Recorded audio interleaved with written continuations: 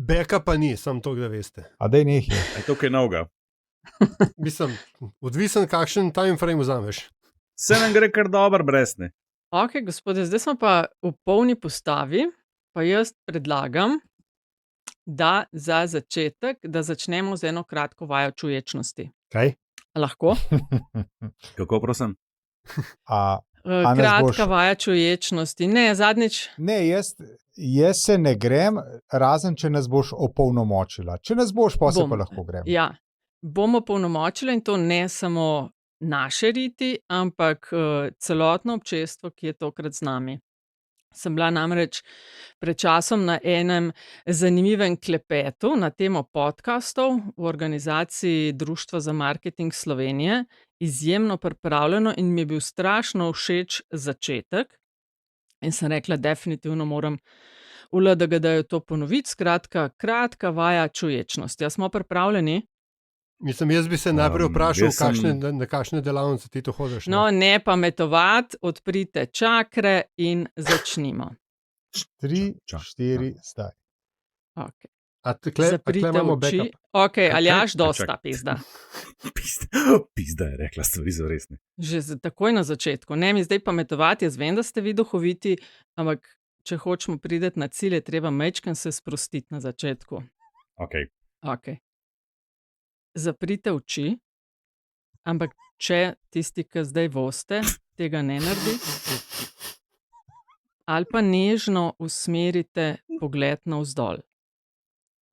Vzemite globok vdih skozi nos, zadržite za hip in počasi izdihnite skozi usta. Kot da pihate svečke na torti. Zdaj usmerite pozornost v prostor, v katerem ste. Opazujte zvoke, ki vas obdajajo. Najprej tiste bližje, nato oddaljenejše. Ne morem verjeti. Občutite stik telesa s stolom ali tlemi. Za hip se zavedajte temperature prostora, zraka na koži in lastnega dihanja. Ko boste pripravljeni, odprite oči. Zdaj pa še enega spiritualnega pretegnemo, pa smo. Aljaž, zdaj pa mogoče kar špičko pa gremo. Moram priznati, da je bil največji izziv tega, da sem bil ves čas tih. Nataša, kako ti je pa uspelo to brez smeha prebrati? Ker jaz te stvari resno jemljem in jaz vem, da ste vi res kazit trdi, kar se tega tiče. Ampak jaz imam upanje, da bom enkrat prebila to. Jaz mislim, fantje, da bo piknik zelo zabaven to pogledno. Meni je sam žal, da nismo bili zdaj le skupaj v enem studiu. Ne? To bi bilo neizvedljivo, bi bilo to, če bi bili skupaj. To ni šanse. Pa da bi še video posneli zraven. No, skratka, lejte, to je čisto v redu, tako da se malo sprostimo, da se zavedamo, kje smo, kaj delamo. Aljaž, prosim za špičko. Pred nami je častna naloga. Najtežja funkcija v politiki bi predsednik Socialnih demokratov. Milan Kučan, Janez Zemljarič, Janez Stanovnik, Franc Šetinc. Ali bo Nova Slovenija še sodelovala v vladah, ki jih bo vodil Janez Janša? Je odgovor ne. Srečna Slovenija, če izvoli vzamejo. Za vsako ceno in vedno vlade podpirala ne bom. Sam ocenjujem, da je seveda najprej potrebno narediti domačo nalogo. Tako da gre to za neke teoretske razprave. To je LDGD, podcast, ki nikogar ne podcenjuje in ničesar ne jemlje preveč resno. V imenu svojih najbližjih in v Božjem imenu vas pozivam na lov. Pa dober, pa kaj tebi ni jasno, zdaj pa se upravičujem, no. Ampak resno se upravičujem. Takole, zdaj pa kar resno delo. Imamo pomembne teme in sicer je završalo, ali pa zdaj že skoraj mal epilog, Levica Kordiš out. Aljaža so vznemirile ene napovedi ustavnih sprememb in pa mogoče, ker je res sveže, lahko kakšno rečemo še na temo oboroževanja. A ima še kdo še kakšno bi kaj predlagal za na dnevni red? Ja, mislim, da moramo, jaz bi dal proceduralno. Cenjeni publikum se obvešča, da je v teku anketa o tem, kje so ladje Metine liste in kam plovemo in kako mi sebe vidimo in kako vi nas vidite. Štefi bo seveda link priložila v show notes, je pa cenjeni publikum res lepo naprošen, da tisti, ki še niste, anketo izpolnite, rešite, preklikate, zato ker nam bo vaš feedback, zdaj po slovensko besedo, res pomagal pri oblikovanju bližnje in malo manj bližnje prihodnosti, tudi vašega omiljenega političnega podcasta in vseh ostalih vsebin Metine liste. Tako da, kot pravi tu večkrat omenjeni in doživljenjsko izključen iz politbizarke Janez Janša, več nas bo, prej bomo na cilju. Hvala, to bo res fajn. Še preden gremo na cilj, a lahko jaz izkoristim še priložnost, pa bi Borisa pozdravil, ki sta ga imela zadnjič s Katjo v Metinem čaju in je rekel, da nas, mislim, da je uporabil izraz, religiozno posluša. Se zahvaljujemo in pozdravljamo. Ta je bila res slušna, ja. Hvala, da si se spomnil, Antiša. No, torej, zdaj najnovejša novička tik pred snemanjem. Dela se na vzpostavitvi miru v vojni Rusija-Ukrajina. Pravkar odziv iz Kremlja, ne želimo začasne prekinitve ognja v Ukrajini. Zdaj pa, v luči te vojne in pritiska ZDA, ki najavlja umik iz obrambe Evrope, ali kako bi temu na kratko rekli, češ sami boste poskrbeli za svojo varnost, se je odprlo veliko vprašanje, kaj pa zdaj. V Evropi je zavladala panika, nič manjša ni v Sloveniji, pa sem rekla, dajmo pogledati mal in kakšni so odzivi, kako komentirate odzive različnih delov slovenske politike. In pa, Andraž, mogoče, če imaš kakšne podatke, kje mi stojimo, kar se tiče, ne vem, obrambe, oboroževanja, zakaj folk navija, kje smo bližje? A da bi jaz začel, misliš? Mogoče. Lahko mogoče kot en podlaga ali pa ukvir za razmislek. Kot vemo, merim javno mnenje že leta in leta. In če tako na hitro malo skupaj povzamem, se spomnim dolgo časa nazaj, ne naše meritve, ampak kar lepo referenduma Evropska unija pa NATO, tiste kar občutne razlike med za EU pa za NATO. Potem se spomnim, da smo recimo v letih potem tudi če kdaj kaj tazga pomerili v zvezi z NATO-om, pa ta odstotek naklonjenosti NATO malo padal. V nekem trenutku se je že začel bližati, ne mu neko 50-50, ampak nekemu razmerju, ki že omogoča, da ti s kampanjo to lahko obrneš v drugo smer, no, ampak potem se je začela vojna v Ukrajini, pa so se stvari spremenile. Potem mi pride na misel podatki žal še nimam svežih, bo pa kmalu o pripisovanju odgovornosti za vojno v Ukrajini, naprimer, kjer je mnenje, ne bom rekel deljeno, ni pa enosmerno, ne? Kar nekaj prebivalcev te dežele naše pripisuje odgovornost za to vojno Ameriki in NATO, ne pa Rusiji, ne? A celo Ukrajini. Potem mi pride na misel, če se spomnite, to smo tudi v naši epizodi citirali, ne? Odnos do konflikta oziroma do vojne v Palestini, kjer smo spraševali, komu bi imeli svojo podporo, kjer je daleč najvišji odstotek ljudi rekel, da bi bili najrajši nevtralni. Pa bi potem spomnil še na tradicionalno pacifistično mirovniško kulturo v Sloveniji, ki ima dolge korenine in ki ves čas stremi k temu, naj bo mir, včasih tudi mogoče za vsako ceno. Tako da jaz to gledam vse v tem kontekstu, no, pa še tudi na tradicija nesvrstanih sem pozabil omeniti, ki smo Izrael, Palestina, ampak ta mirovniška kultura, če se spomnimo, ki je bila tudi izjemno pomembna v koncem 80-ih v okviru novih družbenih gibanj, kjer je bil tisti mirovni inštitut Hrenov eden ključnih akterjev, naprimer. In v tem kontekstu jaz gledam odnos te države, te politike do te vojne in razumem, recimo, te usmeritve pričakovane so po mojem mnenju, pričakovano levica absolutno nasprotuje investiranju v orožje, sploh ne na račun socialnih pravic, da gre tudi cela vlada v tej smeri, da ja, ampak ne, se pravi ja, investicije, ne pa v orožje, in da tukaj ni nekega navdušenja, dajmo pa zdaj pa, ne tukaj recimo na Poljskem ali pa kaj druge verjetno na severu, dajmo pa zdaj obvezni vojaški rok, fante strenirati, pošiljati, gremo v vojno. Ne? Tega tle ne bomo videli. Ne? Tako da jaz mislim, da so odzivi trenutno politični zelo pričakovani in skladni samo temu, kar sem prej orisal. Mislim, da je sicer Golob po svetu rekel, da je jasno, da bo treba več za obrambo dati, da je politična realnost, kakršna pač je. Smo pa tudi v zadnjih letih dejansko okrepili vlaganje in posodabljanje Slovenske vojske. Ampak Antiša, kako pa ti gledaš na vse to skupaj? A te skrbi? Ja, prav ravnodušnega me to ne pušča, jaz moram priznati. No, tako, ko gledam, nimam pa prave rešitve. Vse ne zato, da sem jaz na svetu tukaj, da bom imel ponudil rešitev. Ne. Tukaj bi se absolutno pridružil Andražu in se mi zdi, da je to zelo pomemben, če ne ključen podatek, ki ga moramo upoštevati. Ta tradicija antimilitarizma, ne, ki je v Sloveniji zdaj že, se pravi, nekih 45 let prisotna in se gradi in tako naprej, ne, to je ključno za razumevanje, po mojem, slovenskega odnosa do vprašanja armade.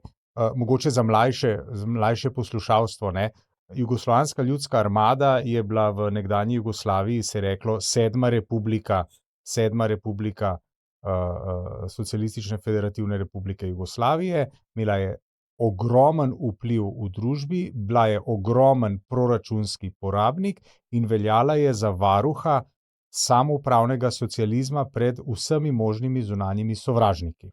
A sem v redu to povedal? In uživala tudi kakšen ugled navzven, veljala za eno močnejših vojsk tistega časa. Ja. Pa imela je tudi vse politične inštitucije, ki so jih imele republike, ne? Od svoje zveze komunistov in tako dalje.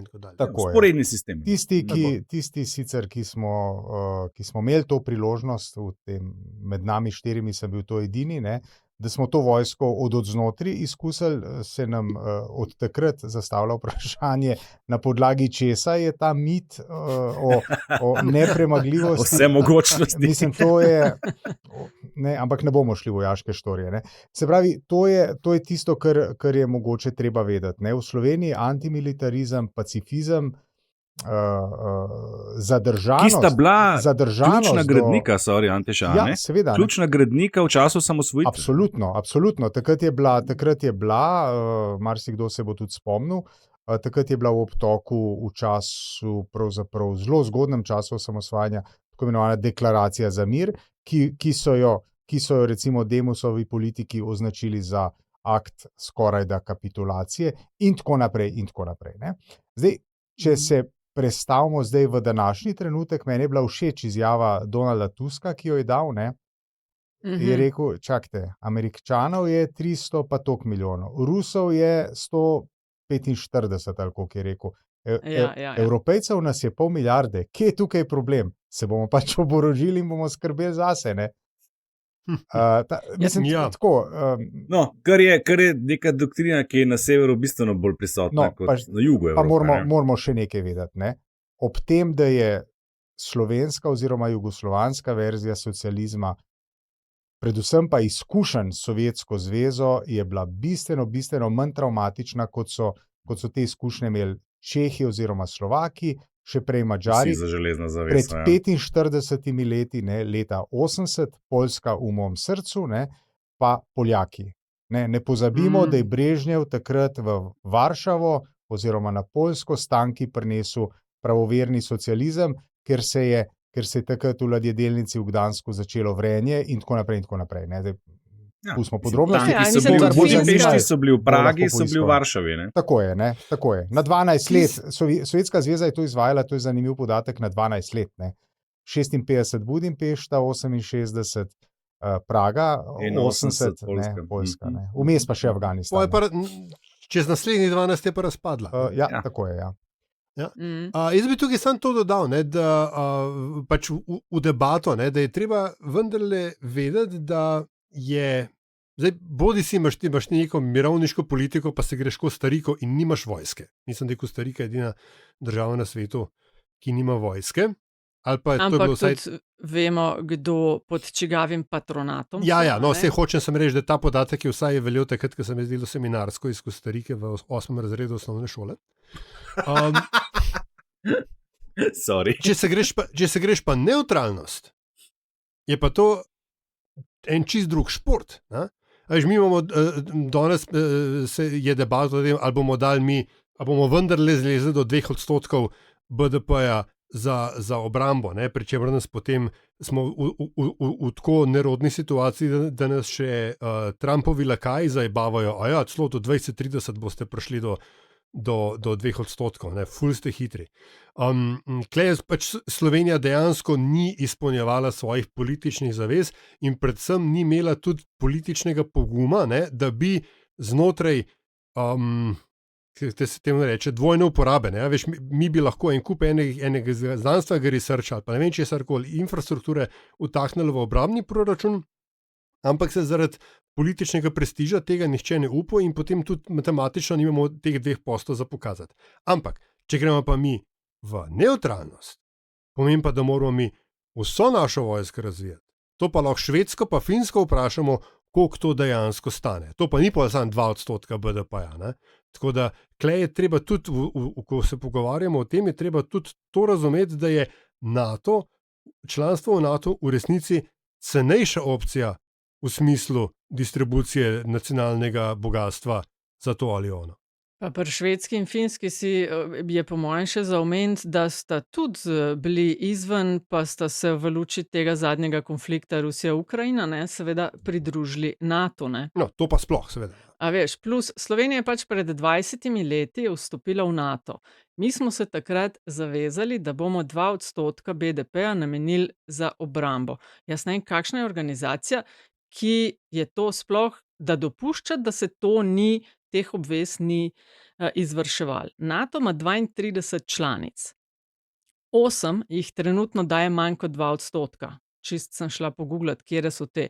Hrvaška, Portugalska, Italija, Kanada, Belgija, Luksemburg, Slovenija in Španija. Sam Španci dajejo še manj kot mi. Zdaj, mi smo lani za obrambo namenili približno 1,35 BDP-ja in to pride okrog 900 milijonov evrov.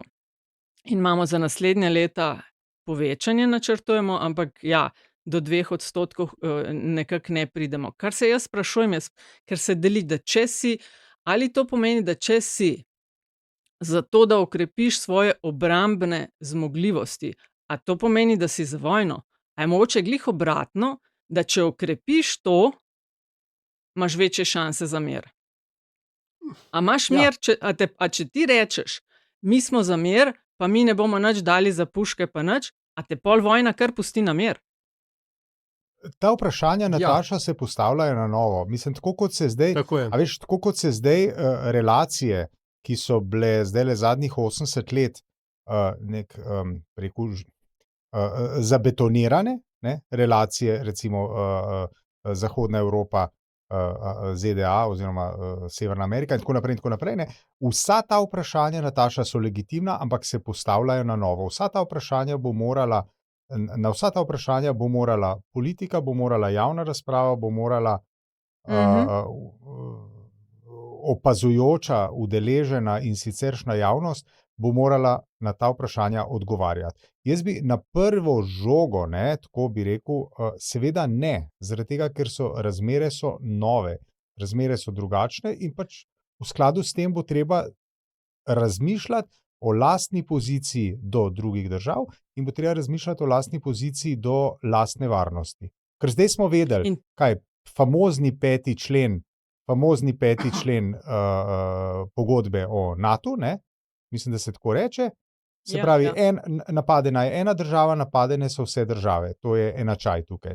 A si mi upamo trditi, da če se zdajle sprehodi Rusija še majčkeno v Estonijo ali pa v Litvo, da bi se katerakoli od NATO-vih držav strumno odzvala? Jaz si ne upam tega trditi. In vse to se spreminja, se je v zadnjih letih sploh... Samo še, da se to povem.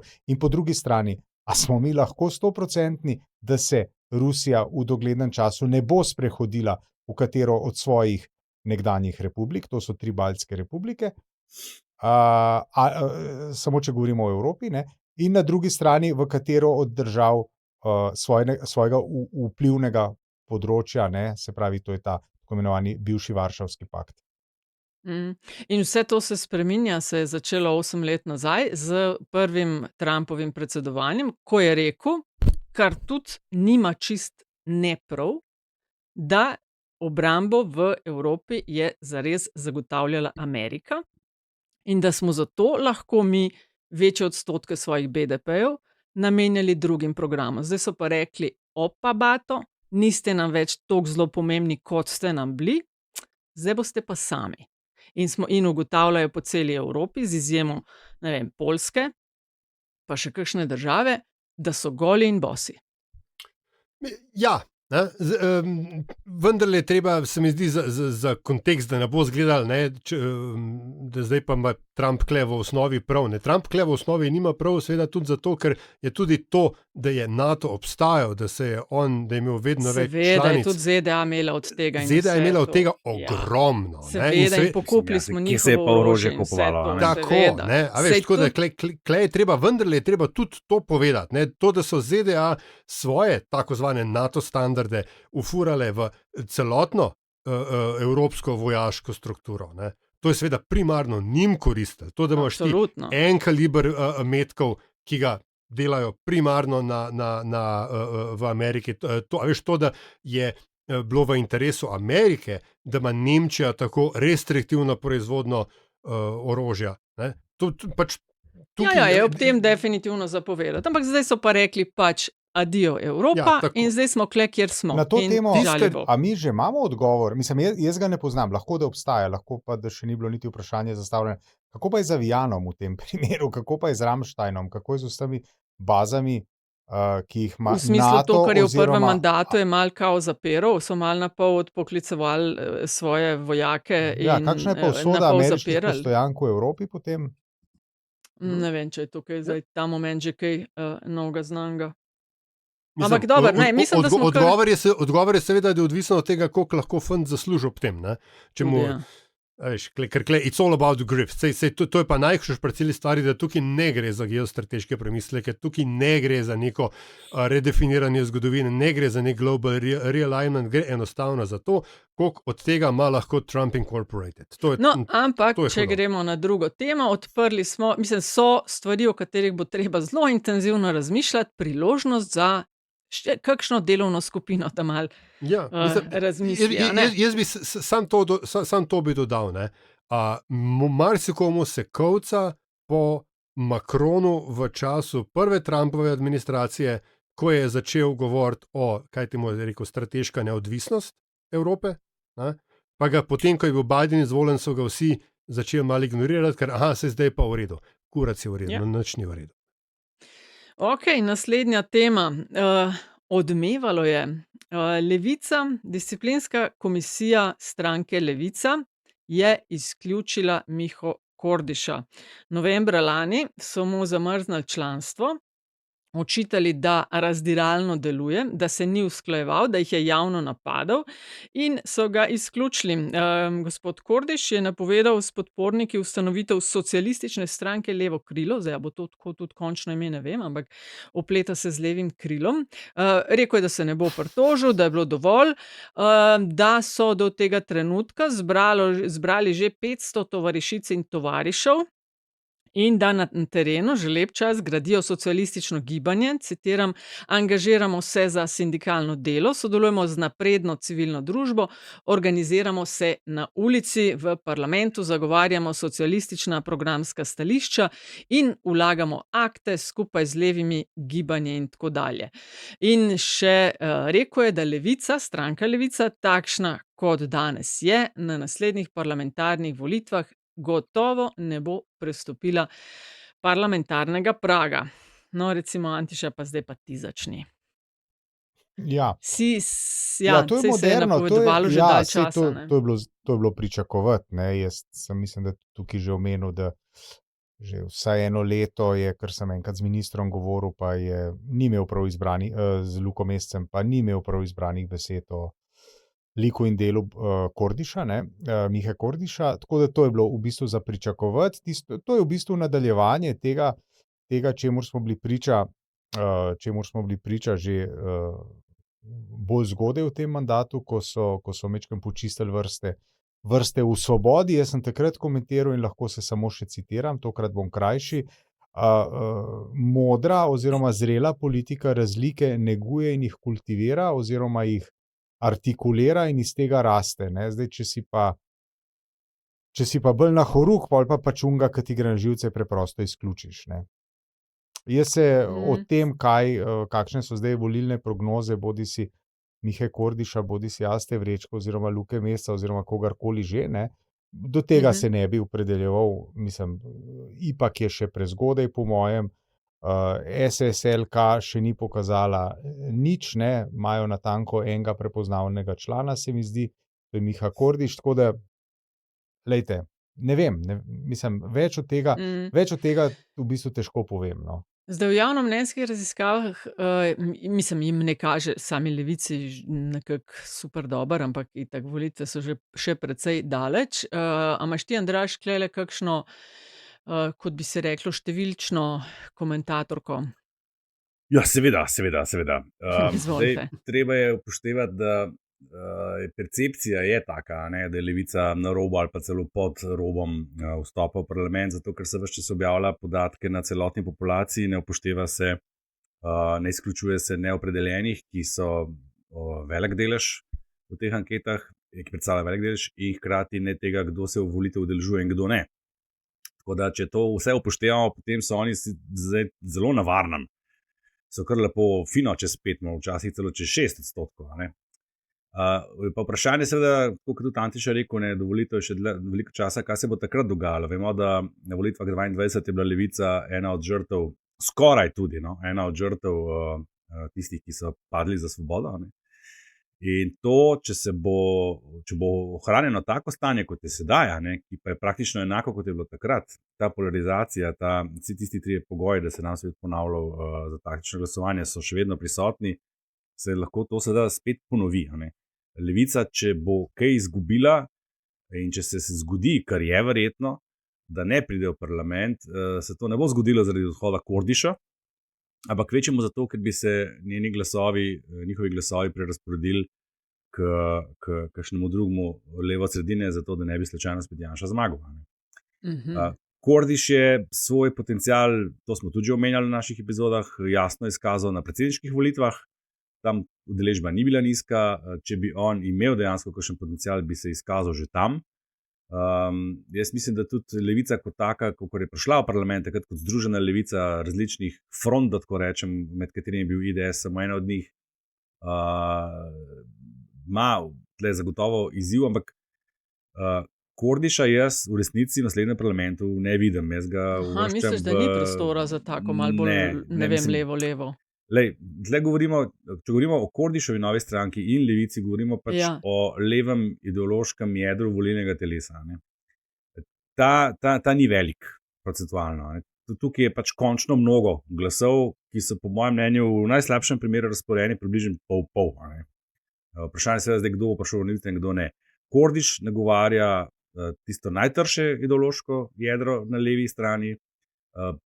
Predvidevam, da bolj mlade kot stare, tiste, ki pač ne razumejo včasih, da je treba včasih sprejemati kompromise, še posebej, če si v vladi, medtem ko levica nagovarja malo drugačen del, stranka levica, ne?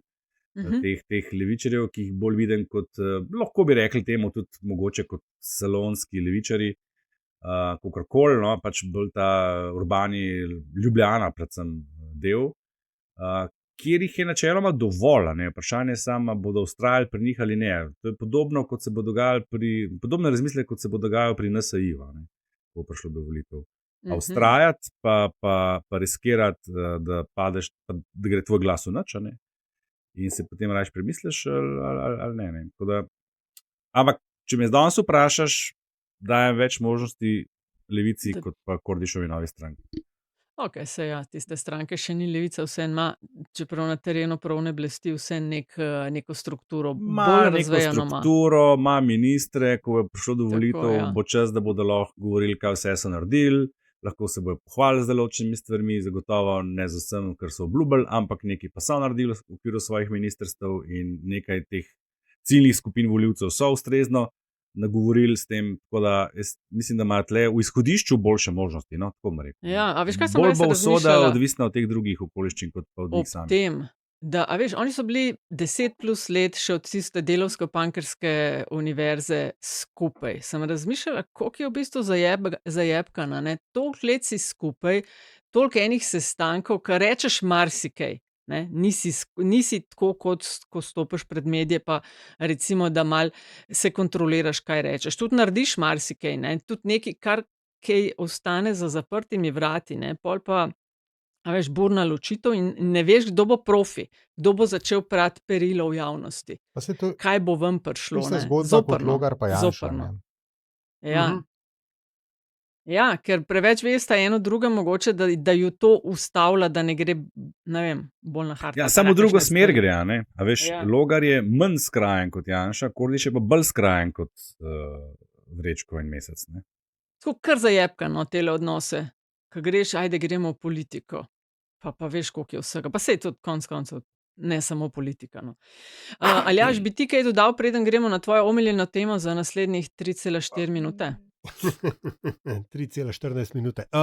Ne, kle se pač v osnovi strinjam z Andražem in posredno tudi z Antišo, ne, pač kle ima Kordiš ima uphill battle za lepo slovenščino. Jaz razumem, da je on zagnan, ampak on dobesedno nagovarja isti bazen, ki ga nagovarja tudi Levica, pri čemer ima Levica več prepoznavnih obrazov in tudi kaj pač za pokazati. Bomo pa videli, če morda bi znal on oba potopiti, ker morda je pa najboljši mobaš v parlamentu, Kauč Guevara, morda je pa to njegov namen.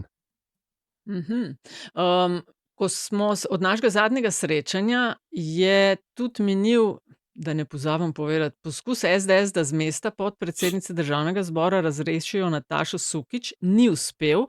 To pa povem zato, ker nam je, saj sem z vami že delila, pisal nam je Jakob, ki je pohvalil oddajo, napisal pa je, ker se mu je zgodila zabavna prigoda. Pravi, da opravlja študentsko delo reševalca iz vode in da včasih posluša naš podcast med opazovanjem bazena in da je naneslo, ko je poslušal eno epizodo, da smo debatirali glih o tej razrešitvi, ko je poslanka preplavala mimo njega. Kaj mislite, nagradno vprašanje za vas? No, on se sprašuje, malo verjetno, da če se nam je že kdaj zgodilo, da je poslušalec direktno gledal javno osebo med tem, ko smo mi o njej govorili v oddaji. Malo verjetno bi rekel, je zapisal, ampak hvala, Jakob, da si delil to izkušnjo z nami. Bom pa jaz, Jakob si rekla, poslušalec. Ne? Jakob, ja. Eno podobno izkušnjo in to ne enkrat sem imel, ko sem še delal v dnevni produkciji kot časopisni urednik in se mi je večkrat zgodil, da sem recimo za objavo pripravljal kakšno kratko novico ali kaj podobnega v trenutku, ko se je iz radijskih poročil zaslišalo točno ta tema ali točno določeno ime, o katerem je tista novica bila. In to se mi je zgodilo več kot enkrat. Cool. Kaj mislite, kdo v parlamentu najdlje drži sapo? Kdo bi zmagal? Taka tekmovanja bi se lahko šli. Recimo, jaz si bil poreč, kdo ne. Na koga bi stavil? Jaz recimo ne bi stavil na brata kralja, ne. Jaz mislim, da je on tle šibek člen. Dobro, njega bi krče, preden bi nočil v vodo. Mislim, da tudi Aleksandra Reberška lahko izključimo, ker on bi rekel, rokavčkov ne damo. Mislim, njemu je sapo vzelo že že kikla, ja. Rahlo privzdignjeno krilo, tako da. Če pa razširimo, recimo pa lahko... In to ni bilo, oprosti, to ni bilo levo krilo, ne? Če pa razširimo, se pravi fokus iz parlamenta v politiko nasploh, bi pa rekel recimo, da Marta Kos kar dobro drži sapo, glede na to, da je bila pa verjetno zmaga, ja. Vrhunska mednarodno vrhunska plavalka. Antiša, koliko pa ti? A to se kdaj preverjate? Ker ti si tudi naš najboljši plavalec v ekipi LDGD. Volk samotar in ne nastopam v ekipi, tako da ne vem. Pa dobro, si se kdaj potopil pa pogledal, koliko časa zdržiš pod vodo? Mislim, sem kakšenkrat, ampak zdaj pa res že zelo dolg ne. Čeprav, veš, kdo je po mojem pa res najdlje sapo držal, ne? Pri vseh ostalih sposobnostih političnih, ki jih je imel, ne? Janez Drnovšek. Preden je kaj rekel, ne. Po mojem tudi pod vodo je dvakrat premislil, preden ni nič rekel. Ne? Ja. Preden ni nič rekel, točno to, če je sploh kaj rekel, to sem še hotel dodati. Ja. Dobar, zdaj pa se kar opravičujem za naslednjih nekaj minut naprej. Veš kaj, dej ti koliko imaš ti mene rada? Dej besedo Aljažu, pa gremo mi, ne vem, Ja, sej, to so spet postopki, pa pravnik in politolog se boste zbudila. Skratka, Državni zbor je sprejel predlog za začetek postopka ustavnih sprememb glede imenovanja vlade. Šlo je za predlog NSI-ja, ki pa je, pazi to, koliko so glasovali, je NSI bil proti, ampak kljub temu, da temu nasprotujejo, se je pa SDS omogočil začetek postopka, tako ladja norcev. Ampak Aljaž, tebe je to totalno vznemirilo, tako da kar izvoli. Mislim, moram reči, da je vaša ignoranca za to vrstne ustavno-pravne manevre je šokantna, ne? Pol bo pa spet LDGD actually, pa bo spet po 2 leta, pa kako se je pa to zgodilo. Tako, ker niste pazili, ne? Skratka, mene kar izključi z tega obtoževanja. Ne, ti si tukaj, res je. Sledim, ne samo, da se zabavam ob vsem tem, ampak me tudi zelo zanima, kaj boš zdaj povedal. Tako, manever, ki ga je SDS izvedla, je bil tako rekoč briljanten, oziroma drugače to, da GS ni vedla, da se jim to lahko zgodi, je tak velik minus redovalnici, ker never be wide open.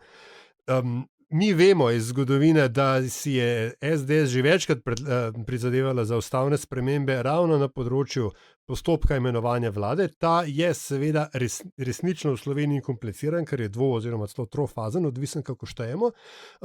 Je pa seveda to zdaj del parlamentarne tradicije in je na njegovi osnovi so se tudi razvila ta filigranska ravnotežja med vejami oblasti. In zdaj, če ti to vržeš vse skupaj v luft, pa rečeš, da je postopek imenovanja vlade samo eno glasovanje in da je potem predsednik oziroma predsednica republike tisti, ki imenuje ministre na predlog predsednika vlade, se seveda to razmerje sil poruši in je potem lahko tudi tarča novih nekih političnih kupčkanj, preigravanj in manipuliranj. In to, da je šla GS v ta predlog misleč, da bo propadel in da bodo potem z prstom pokazali na NSI, češ, gledajte, ker niste za vaš lasten predlog glasovali, Janša je pa počakal in dal tisto nujno relativno dvotretjinsko večino. Ker kaj se bo pa zdaj zgodilo? Zdaj bomo pa nadaljne 3-4 mesece razglabljali o tem, ali so te spremembe ustave smotrne ali ne. Večine za to seveda ni, ampak SDS bo rekla, ja, kaj zdaj, ljubčki, ste hoteli, mi smo vas podprli in ste nesposobni. Vi ne znate vladati. Gledamo avtogol v počasnem posnetku, ki se bo še zgodil, ampak GS si je tole dala mlinske kamne okoli vratu, ki ga bo zelo, zelo težko snela, razen če potegne zajca iz rokava in najdejo te dve absolutni, se pravi, teh 60 glasov, da bi te spremembe ustave sprejeli, pri čemer bo pa potem SDS tista, ki bo se moral odločiti, ali bo za ali bo proti. Ampak, zadnja stvar... Skratka, sam že 3 so z nami, sami 3 smo še. Še za una 2, ki sta ostala, če grejo te spremembe ustave čez in če naslednje volitve, na naslednjih volitvah vlado sestavi Janez Janša, zdaj pa o tem razmislite, a je to res dobra ideja. Kar nekaj čejev, ampak samo 2, razumem, oba sta realna. Razumem, da se lahko zgodi. Računam, da boš spremljal. To je kandidat za po 2 leta tak, mislim, favorit. Ok. Prav, bosta gospoda vidva še kaj pridodala? Mislim, da je Andraž tudi tebe to zelo vznemirila, ta tema. Mislim, vznemirila me, sem tle sam hotel pozoriti na to lisijaštvo, spretnost, strateškost, ali kakorkoli rečemo temu Janeza Janše, ne, kjer je spretno ubil 2 muhi in 1 mahnen, da se lahko norčuje z NSI-ja, kako je glasoval proti svojemu predlogu. To smo verjetno opazili, kako nabada NSI in da ga nabada bistveno bolj kot demokrate. Ste zaznali to? Demokrati so tako, ne, tu pa tam malo zbodejo, zanj so spet neki Evo Irgl, pa ukraden mandat, ampak niso pa prav zares ostri do njih, ne. Kot da so se že odločili, pustimo za obstranje, so zmenjeni ali ne, ampak kot da so se že odločili, v redu je, ne, mi itak seveda rabimo Tudi Janša sam seveda ne verjame v to, da bo uspel osvojiti več kot polovico glasov. Rabijo koalicijske partnerke v primeru zmage. Ne? Ampak imam pa občutek, da se hočejo pa spet NSI nekako znebiti, ne? Da hočejo jih postaviti oziroma pripeljati v to situacijo, da bodo potem volivci NSI začeli taktizirati in reči, kaj pa moj glas, pa tako naprej, to, kar se je zgodilo leta 2008. In jaz mislim, da Janša še vseeno raje vidi te glasove, ki so danes pri NSI-ju, pri demokratih, kot pa pri NSI-ju. In ne, v tem kontekstu je bil to spet precej spreten manever, ne? Poleg tega, da je določil agendo, ne? To, kar je Aljaž razložil, ne? To je pomembna stvar, o tem se bojo pogovarjali in to lahko potegnejo kadarkoli ven. In pa tako spretno spet tako spelo, ne? Oni niso podprli tega, ne? Oni so samo omogočili dvotretjinsko večino, s tem, da se niso prijavili oziroma registrirali, kaj se že tako reče. Ja, nekaj takega je bilo, ja. Omogočili začetek postopka, ja. Je pa pač, no, ko smo lih to zdaj omenili tudi, oziroma sem omenil, postavil temo, to z NSI-jem se mi zdi pa tudi zelo zanimivo, no. V prejšnji epizodi sem dal za bizarko, se mi zdi, ne vem, kako se je končal, bomo slišali kmalu Tonina, ki je šel po svoje, nabijajo jih z vseh koncev, ne. Ti, v bistvu bi lahko mi za postopek, imam jaz novo, glede na to, koliko ste opisali, v okviru tega postopka ustavnih sprememb, bi lahko postopek po novem imenovali jebotek. Mislim. Zajebek. Dober, pa bi jaz, eno imam še, ampak je ne bom zdaj odpirala, vam pa dam v razmislek za mogoče do naslednjič. Namreč opazila sem, da seveda tudi v Slovenijo v velikih valovih prihaja ta brok kultura, ali kako se temu reče. Vsi že trenirajo mixed martial arts in tudi politiki vse bolj kažejo svoje mišice, tako dobesedno, ne. Grims, Kaloh, mislim, da je zanj se tudi nekaj napenjal, Stevo, tako da me bo ful zanimalo vaše mnenje. Ampak ne zdaj, ker zdaj nimamo časa. Prav, boste malo razmislili. Steroidi so problematični. Hočeš reči, nimamo časa, ker letimo v fitness, ne? Ja, sej, ne. Tako. Prav, ja, veš, politbizarka je pol. Ali bi želel kdo še kaj odprt? Mislim, da malo nimamo časa, ampak... Ne, gremo naprej. Politbizarka v prejšnji rundi sem pa res kar vesela, ker si je res zaslužila. Je bila dobra, pa kva tep ni jasen. Gospa poslanka Jelka je zmagala, 44%. Se je pa na drugo mesto geolog Grims in podnebne spremembe, 28%. v trki Jožeta Pučnika 17% in pa grem jaz po svoje, Tonin pa 11%. Takšni so bili rezultati 13. kroga, zdaj pa v 14. pa tudi kar spodobna bera, se mi zdi. Recimo Aljaž. Moja bizarka je, mislim, da ga že dolgo časa nismo omenili, ampak mislim, da si je zaslužil in sem moral dvakrat preveriti, če je to res, če je to res objavil. Žan Mahnič je tweetnul. Tema je sicer, mislim, da Ukrajina, ne? In je sej tako, ne, tudi pokvarjena ura ima prav dvakrat na dan, ampak on je tweetnul, si predstavljate, stranka Levica, ker je pač Levico nasadil, si predstavljate, stranka Levica, da bi ZDA in Velika Britanija leta 1944 prenehali dobavljati orožje Titovim partizanom z izgovorom, da si želijo mir z nacistično Nemčijo in bi se morala takratna Jugoslavija pogajati z nacisti o sklenitvi premirja in predaji izgubljenega ozemlja. Ok, dejansko. Žan Mahnič ima prav, ne? Ta argument stoji. To je argument, ki ga je marsikdo, myself included, nastavljal že od samega začetka. Ne? Češ, Titovi partizani so bili tisti, ki so, če vlečemo to analogijo, pa slovenski partizani, ne samo Titovi, ne, so bili tisti, ki so imajo tukaj zdaj enačaj z ukrajinskim odporom proti ruskemu agresorju. Ne? In zato je pač ta obrat teh kobajagi naslednikov socializma, ki želijo mir z Rusijo za vsako ceno, ne, na račun Ukrajine, je zelo prefiden. Ampak tisto, kar je tukaj bizarno, je to, da Žan Mahnič daje partizanski upor in odpor kot zgled, kot nekaj pozitivnega. Jaz sem mislil, da je bila to do zdaj samo krvava revolucija in državljanska vojna. In drugič, da uporablja argument, ki ga je zelo elokventno oblikoval tudi Slavoj Žižek. ta isti argument partizanov in upora in Rusije in tako dalje. In v katerem svetu mi zdaj tukaj živimo in tako.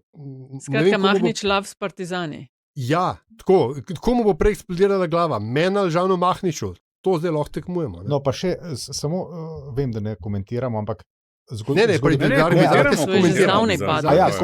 zgodovinsko dejstvo seveda je, da ne dosti prej, pred letom 1944 so se Angleži odločili, da partizane začnejo jemati kot resne partnerje v boju proti nacizmu, ne pa recimo ostankov kraljeve vojske, tudi to je treba vedeti. Ja, to je bilo sred filma Bitka na Neretvi, se mi zdi, ali na Sutjeski, enega te dve. Za amaterske zgodovinare med nami 43 se mi zdi, da so se odločili, da so pa Titovi partizani the way to go. Good guys, ja. Ne so good guys, da so oni nekateri stavijo. No, tako, ne sem, ja, da bojo njih večjo korist. Tako. Andraž? Ja, zdaj, jaz sem v rahli za Dregine. Okay. Ne vem, kako se je zgodilo, ampak v bistvu vem, da je ostala prosta bizarka, seveda naš prijatelj, kot bi rekel Pengovski z nepozabnimi besedami, brat moj, poslanec kralj, zmagovalec lanskoletne sezone, že uvrščen direktno v finale letošnje sezone ali bilo to včeraj predvčerajšnjim dogodkom, ki si mu je pripetil v parlamentu, kjer je takoj potem, ko je rekel, da bo kar nadaljeval z besedami prejšnjega kolega poslanca in pa se slišal sam še jebem ti, ker ga je pač kar zagrabil. Ampak jaz sem rekel, to v bistvu ni bizarka. Ne. To je, jaz sem rekel, kralj, brat, ti si človek. Krasen je. Ti si človek. Meni je on, v bistvu, ti si krasen, res. To je meni všeč. Lej, on je res človek. Veš, to je tisto, kar spusti te poslance z unga piedestala dol na tla. Ne. On je tudi sam človek in razumem, jaz čisto razumem. Jaz sem včasih tak krč v nogi, da vam povem, kako to zgleda pri mojih 1,90 m, pa kar nekaj kil, ki se zvrnem po tleh in se zvijam in se najprej 2 otroka začneta režati, ker je to še kar smešen zgleda. Moja partnerka se pa tudi to križi, da mi ne more pomagati in pa jaz tam umiram dobesedno, medtem, ko so 3 ženske režijo okrog mene. Tako da jaz razumem ta primer in ga ne bom nominiral za bizarko. Se mi je pa zdaj vredno čast. Bilo bi bizarno, če bi ga kandidiral za bizarko. Ne, krasen je, res, super je. Tako da zdaj mi pa prav veliko ne ostane, ker nisem bil pripravljen. Se to je bila meta nominacija, veš. Ja, ampak eno pa moramo dati na glasovanje, ker ta ne bo. Ne. Ja. Jaz bi pa čisto preprosto nominiral potem, ko so v luft skočili zaradi izjave glede pokojnin, češ, da je bil Janša tisti in Janša vlada tista, ki jih je znižala in zahtevek po upravičilu in interpelacija vlade in ne vem kaj vse. Ne. Po vseh lažeh, ki pridejo iz ust pripadnikov, članov, poslancev teh stranke na teh ali drugih omrežjih, so šli zdaj ven še s plakatom, lažejo vam, na katerega so obesili 4 fotografije, mislim, da so ga Rasta Vrečko, Nataša Sukič, Robert Golob, pa Urška Klakočar Zupančiča. Ja. Mislim, res moraš imeti res velik, ne vem česa, sploh ne vem, kam moraš imeti, da greš tako zadevo ven. Cash moraš imeti. Upam, da jih bojo tudi tle dobili po prstih, ker je to pač ne samo nespodobno, je bistveno bolj neresnično kot karkoli drugega, ker so te ljudje izustili časovane. Se bojim, da si zmagal tokrat. Moja nominacija je SDS-ov plakat Lažejo vam. Okay. Pa ti, Antiša? Ja, jaz pa za uvod bi rad povedal, da sem malce zdaj olajšanega srca, zaradi tega, ker sem se bal, da bom jaz predolg, pa mislim, da sta me premagala kolega. Jaz bom nominiral spore na polju, recimo temu politizirane umetnosti. Po eni strani se mi zdi res bizarno, da ena politična stranka, v tem primeru je to Levica, v bran avtorskih pravic oziroma avtorskim pravicam umetnice Maje Smrekar stopi s kazensko ovadbo proti stranki SDS. Namreč pravnik v meni se sprašuje, kje je tu pravni interes. Jaz vem, da se da ovadi kazensko lahko kdorkoli, kogarkoli, ampak še zmeri, kje je tu pravni interes, kje je bila Levica prizadeta, ker če kdo bi jaz rekel, bi po mojem razumevanju morala biti kar lepo Maja Smrekar osebno in zaščititi svoje dobro ime oziroma svoje avtorske avtorske pravice. Ne. Potem imamo pa na drugi strani tega kontinuuma politizirane umetnosti, imamo pa eno stranko, ki je Slovenijo že preurejala in jo nagibala na desno in to počne zadnjih 35 let, to je pa SDS. Kjer je njen večni predsednik Janez Janša je te dni objavil zapis, da kaj vse je treba spremeniti v Sloveniji. V prihodnje in v tem zapisu uporabil tudi sintagmo, pazi zdaj, izrojena umetnost. Sad, ne.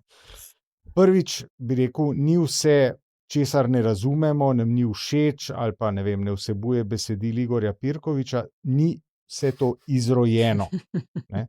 Kje si Pirkja najde? Ja, predvsem pa mi vsi zelo dobro vemo, kdo in kje in v katerem zgodovinskem trenutku je v preteklosti operiral z izrazom izrojena umetnost in kdo jo je preganjal in tako naprej. Če poenostavimo, bi rekel, izrojeno je bilo tisto, kar ni bilo v ideološkem sozvočju s partijo, stranko, gibanjem oziroma čemarkoli. In seveda, da ne bomo podcenjevali Janeza Janše, mi seveda zelo dobro vemo, da on to zelo dobro ve, zato lahko njegovo to uporabo tega izraza jemljemo zgolj kot provokacijo ali pa, in sam se nagibam k temu, nov vnos elementov totalitarnosti v javno razpravo. Se pravi, Janez Janša, Levica, izrojena umetnost.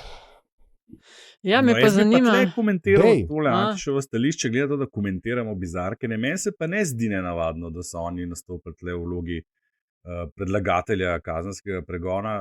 Zato, ker kaj ima Levica s tem? Levica oziroma Asta Vrečko kot ministrica za kulturo je podala ta predlog zakona, na katerega so se oni spravili z referendumom. To je v bistvu direktni odgovor na njihov predlog. Tako da, če nimaš drugega, greš pač na to. Kazensko ovadbo pač lahko poda kdorkoli. Je pa jasno, da če jo podajo oni, da je malo več medijskega pompa v zvezi s tem in da dobivajo seveda tudi točke. Točno v kontekstu tistega, o čemer smo na začetku govorili. Tako kot SDS brani in krepi okope, zaradi dogajanja na desni, jih morajo tudi oni. Tako da jaz to čisto razumem in se mi zdi nič nenavadnega, to sem želel dodati. Moja politbizarka pa se mi zdi, da jih je kar treba uvrstiti, je pa ta aplikacija Erar. 2 leti so delali na posodobitvi. Napovedali velik zagon in tako pol je pa v prvi uri šlo vse v 3 krasne.